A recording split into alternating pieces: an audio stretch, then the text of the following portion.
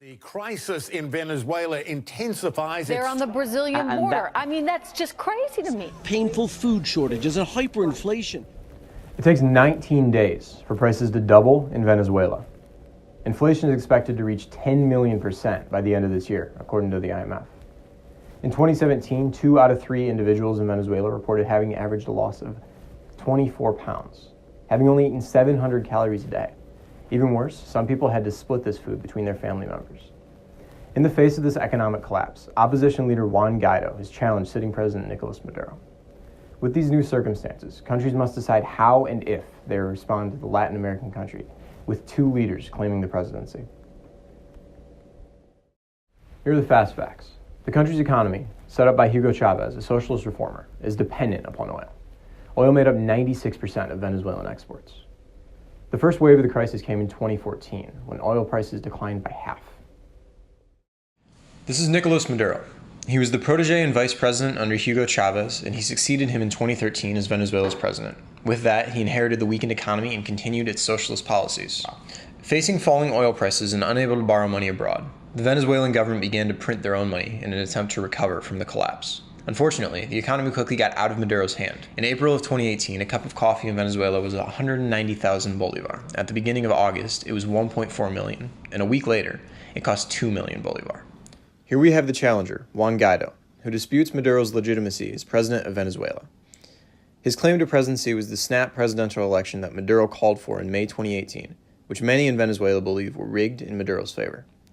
Early in January, Guaido became the president of the National Assembly, which is the legislative branch of Venezuela's government. On January 23rd, when hundreds of thousands of protesters went on the streets to protest Maduro's second 6-year term, Guaido declared himself interim president of Venezuela until new elections are held. On the same day, the United States threw its weight behind the challenger. On behalf of the American people, we say to all the good people of Venezuela, Estamos con ustedes. We are with you. We stand with you. And we will stay with you until democracy is restored and you reclaim your birthright of libertad. Here we have Professor Joseph Loconte, a politics professor at the King's College, who's going to explain what America has at stake in this Venezuelan struggle. America never became a sort of a colonial empire on a scale of a Great Britain or a France or Spain, and it certainly didn't have any interest in Africa in the way the European states did, but we've always had an interest in our own hemisphere. In Latin America, in our own backyard. And the Monroe Doctrine was really aimed in a lot of ways at keeping the Europeans out of our hemisphere, knowing how likely the Europeans could be to go to war, because they were doing a lot of that on their own continent, and we wanted them out of our hemisphere. So the Monroe Doctrine essentially drew a line in the sand to potential European foes, saying we have national interest in what happens in this hemisphere. We have a deep interest in political security, economic stability.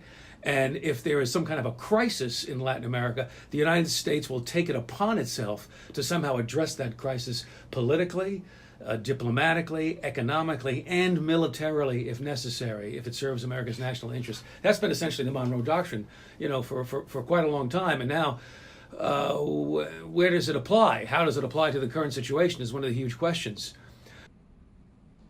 While the Monroe Doctrine was meant to keep European powers away from the Western Hemisphere, that relationship looks a little different today. Most of those countries, in fact, are considered close allies to America now. Nations that support Guaido's presidency alongside the United States are Spain, Britain, France, Germany, Brazil, Colombia, Canada, and many more. Maduro's list of supportive countries is far shorter. It includes nations such as China, Russia, Turkey, Cuba, Syria, and Iran. These are all nations that have had a tense relationship with the United States in recent history.